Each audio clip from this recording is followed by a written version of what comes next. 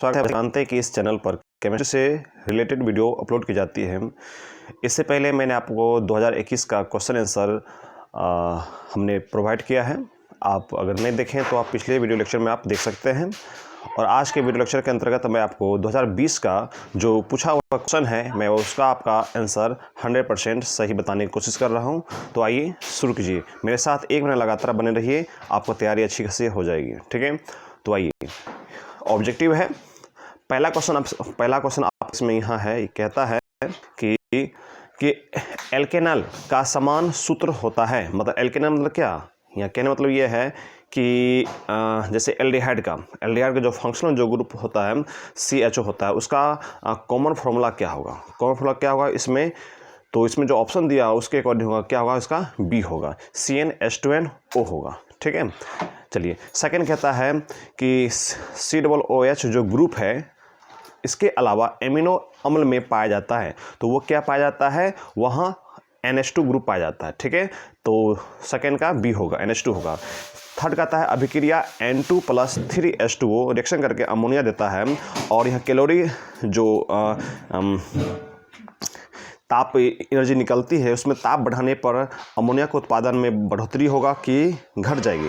तो अमोनिया का उत्पादन क्या होगा, घट जाएगा, क्योंकि यह अभिक्रिया जो होता है लो टेम्परेचर पर की जाती है। ठीक है, तो यहाँ जो होगा आपका B होगा इसका आंसर। ताप अगर आप बढ़ाओगे तो क्या होगा, इसका अमोनिया का उत्पादन जो होगा वह घट जाएगा। ठीक है, अगला क्वेश्चन आपका कहता है बेंजीन का अनुसूत्र है। बेंजीन का अनुसूत्र क्या है, तो बेंजीन का जो अनुसूत्र होता है वो होता है C6H6 होता है। ठीक है, इस बात को याद रखना। तो 4 का B होगा, 4 का क्या होगा आपका, 4 का B होगा।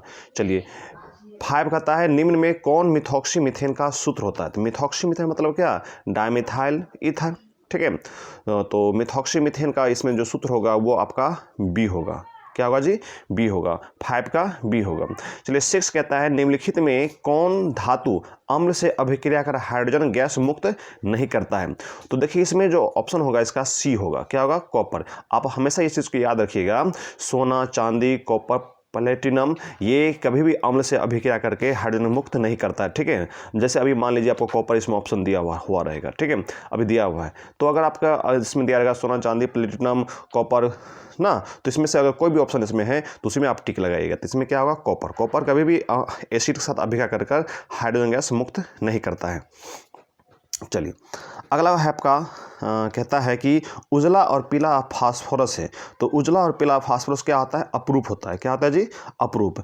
चलिए नेक्स्ट क्वेश्चन कहता है कि Na3 जो है CrC2O4 होल थ्राइस जो है, मतलब ऑक्जिलेट आयन है। ठीक है, आप हमेशा याद रखना ऑक्जिलेट आयन रहे, ठीक है, या फिर इथेन 1 2 डाइमिन रहे, मतलब EN अगर लिखा रहेगा इसमें, जैसे सेंटरमेट एटम से अगर लिगेंड्स क्या हो, ऑक्जिलेट आयन हो, क्या हो, ऑक्जिलेट आयन हो, या आपका EN हो। ठीक है, और वो होल थ्राइस के फॉर्म हो, हमेशा याद रखना उसका उपसर्ग संयोजक की जो संख्या होगा, कोऑर्डिनेशन जो नंबर होता है वो आपका 6 होता है। क्या होता है, 6। तो यहाँ ऑप्शन क्या होगा आपका, इस जगह D होगा। क्या होगा जी, D होगा। चलिए अगला कहता है वात्या भट्ठी में निम्नलिखित में किस ऑक्साइड का अपचयन होता है।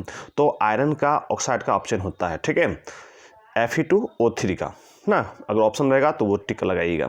तो यहाँ आयरन ऑक्साइड होगा। कहता है निम्न में से बिलियन के लिए कौन अनुसंख गुणधर्म है, कोलिगेटिव प्रॉपर्टी है।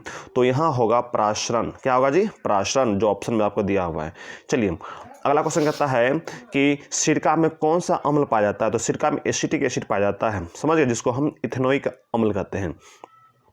12 कहता है कि रवादार क्या है, 12 कहता है आपका रवादार ठोस है। तो रवादार ठोस मतलब क्या, रवादार किस लिए ठोस, रवादार ठोस ना, जब भी रहे आप हमेशा याद रखना हीरा जो होगा यहाँ रवादार ठोस होगा, ऑप्शन के अकॉर्डिंग, समझ गए। कांच रबर होता है, बेरवादार होता है। ठीक है, चलिए अगला क्वेश्चन आपका कहता है कि निम्नलिखित में से कौन सा प्रबलतम भस्म है, मतलब स्ट्रॉन्ग बेस कौन है। तो हमेशा याद रखना 2 डिग्री जो होता है ना, 2 डिग्री एमीन जो होता है वो प्रबलतम भस्म होता है। हमेशा याद रखना, चाहे वह उससे मतलब एमीन के फंक्शनल ग्रुप से CH3 ग्रुप जुड़ा हुआ रहे, या C2H5 ग्रुप जुड़ा हुआ रहे, ठीक है। तो यहाँ सी होगा इसका, क्या होगा इसका आंसर? सी होगा। इस चीज़ को हमेशा आप याद रखना, ठीक है। तो 13 क्या होगा? सी होगा, ठीक है। चलिए अब अगला क्वेश्चन आपका है, हम लेते हैं। अगला है, पहाड़ों पर जल का क्वथनांक कम हो जाता है, क्यों कम हो जाता है? पहाड़ों पर जल का क्वथनांक क्यों हो जाता है? क्योंकि वहाँ क्या है, वायुमंडलीय जो दाब होता है, एटोमेटिक प्रेशर जो होता है वो क्या होता है, बहुत ही कम होता है। एटमॉस्फेरिक प्रेशर, मिस्टेक से बोला गया, ठीक है। चलिए अगला जो है आपका कहता है ओलियम का सूत्र क्या होता है? तो H2SO7, तो इसका आंसर होगा 15 का ए होगा। हमेशा ये बहुत ही इंपॉर्टेंट क्वेश्चन है, ओलियम का सूत्र अधिकांश क्वेश्चन एग्जाम में आती ही रहती है, ठीक है। अगला क्वेश्चन है आपका, बेरवादा ठोस कौन है? तो इसमें से बेरवादा ठोस होगा वो क्या होगा जी? इनमें से कांच होगा, क्या होगा? कांच। ग्रेफाइट हीरा है वो रवादा ठोस होता है, ठीक है। चलिए अगला क्वेश्चन कहता है 17, आदर्श विलयन का निम्न में से कौन सा गुण है? तो आदर्श विलयन वही होता है जो राउल्ट का नियम को पालन करता है, ठीक है। तो होगा इसका ए होगा। किसी भी सांद्रता, किसी भी तापमान पर जब राउल्ट का नियम का पूरी तरह से पालन करता है तो उसको हम आदर्श विलयन, आइडियल सॉल्यूशन कहते हैं, समझ गए। इस चीज़ को हमेशा आप याद रखना। चलिए अगला क्वेश्चन आपका कहता है, खनिज जिससे धातु का निष्कर्षण होता है वो कहा जाता है, क्या कहा जाता है जी? अयस्क कहा जाता है। क्या कहता है? अयस्क कहा जाता है, ठीक है। 19वां क्वेश्चन है आपका, निम्नलिखित में कौन जिंक का अयस्क नहीं है? तो बॉक्साइट जो है आपका जिंक का अयस्क नहीं, बॉक्साइट जो होता है वो लोहा का अयस्क होता है, ठीक है। चलिए 20 कहता है कि गैल्वेनिक सेल में एनोड होता है, गैल्वेनिक सेल में एनोड होता है, क्या होता है?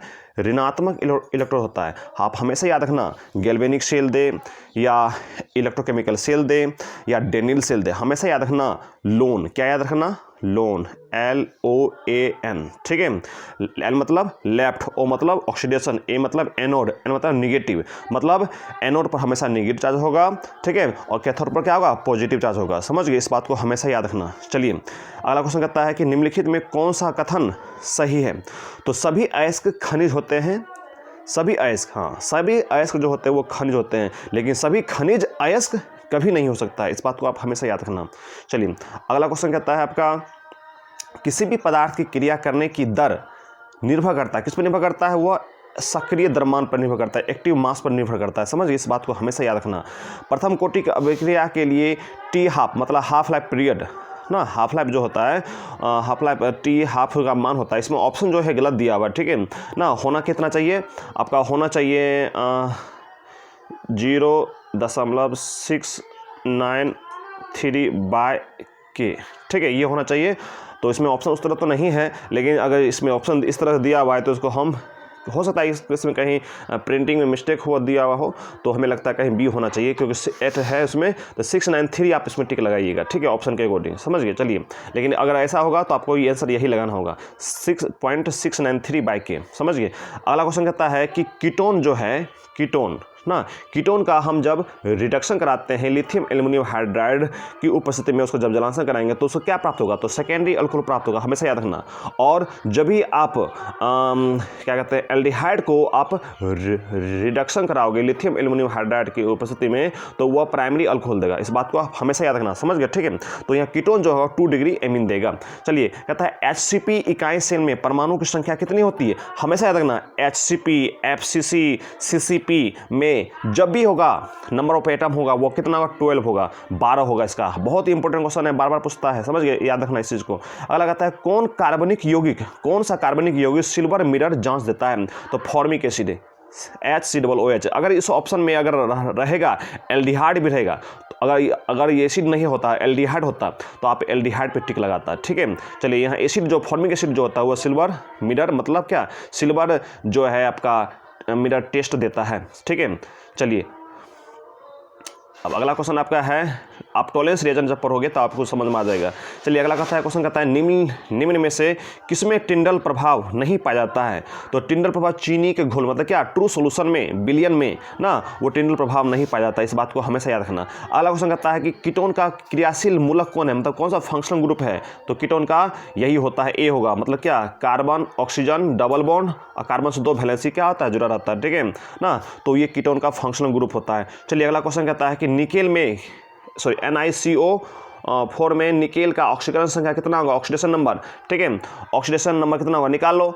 निकेल का हम x मानेंगे, निकेल क्या मान लेंगे हम x मान लेंगे, और CO का जो होता है CO का 0 होता है, गुने 4 बराबर 0, तो इसलिए x बराबर क्या होगा 0 होगा, इसलिए इसका आंसर क्या होगा A होगा, निकेल का फर्स्ट होगा, निकेल का 29 का क्या होगा जी A होगा। अगला क्वेश्चन कहता है परासरण दाब निम्नलिखित में किस समीकरण द्वारा व्यक्त होते हैं, तो P बराबर इसका आंसर होगा P बराबर CRT, नहीं इसमें ऑप्शन गलती दिया हुआ है, P बराबर पाई बराबर CRT होता है, समझ गए, तो इसमें ना ऐसा होना चाहिए, पाई बराबर CRT होना चाहिए, समझ गए ना, पाई बराबर CRT, ठीक है, तो ये होता है पाई बराबर CRT, लेकिन इसमें जो ऑप्शन दिया हुआ है उसके अकॉर्डिंग हम A ही लगाएंगे तो आपका सही होगा, ठीक है। चलिए इसको हमेशा याद रखना। चलिए हाँ, हो सकता है कहीं प्रिंट मिस्टेक दिया हो, पाई का सामने पी कर दिया गया हो, ठीक है। चलिए अगला क्वेश्चन आपका है निम्नलिखित में फिनोल के पहचाने, निम्नलिखित में फिनोल को पहचाने, तो फिनोल को पहचाना इसमें क्या है जी, बहुत आसान है ना, C6H5OH जो होता है वो फिनोल होता है ना, तो इसका आंसर D होगा। अगला क्वेश्चन कहता है कि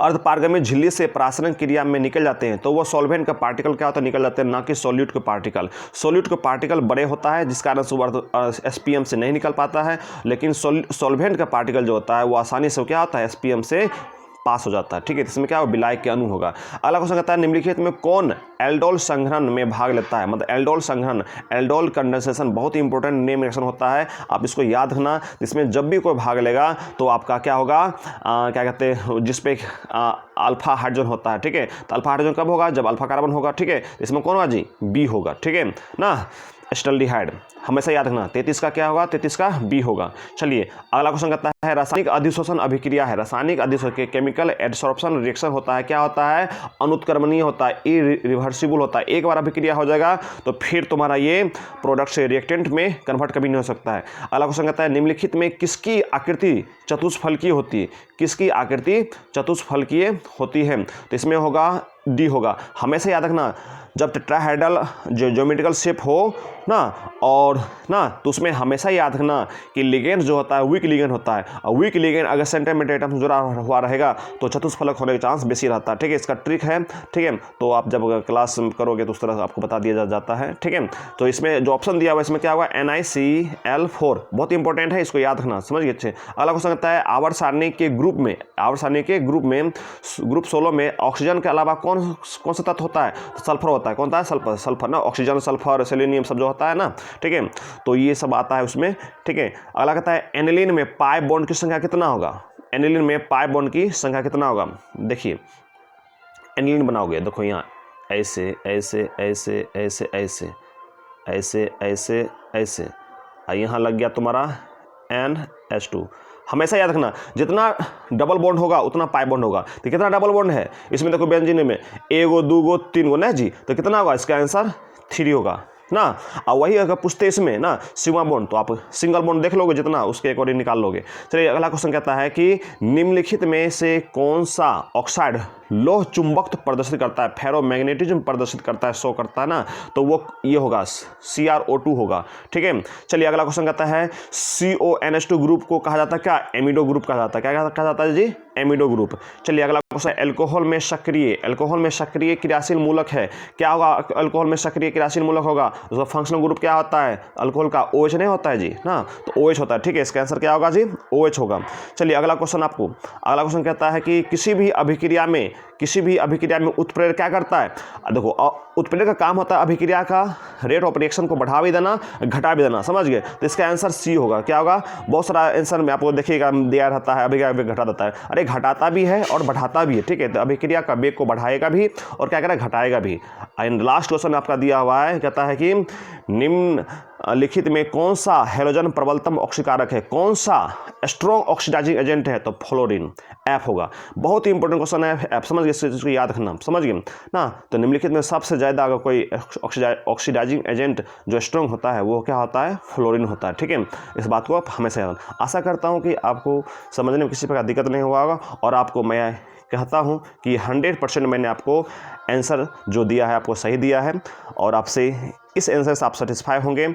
आशा करता हूँ कि आप इससे पीछे वाले वीडियो लेक्चर को भी देखें जो 2021 का सॉल्व किया गया है और नेक्स्ट आपको बताया जाएगा। और इस चैनल से आप 1 महीना जुड़े रहिए, लगातार आपको हर प्रकार की सहायता की जाएगी। Thank you, God bless you, thank you.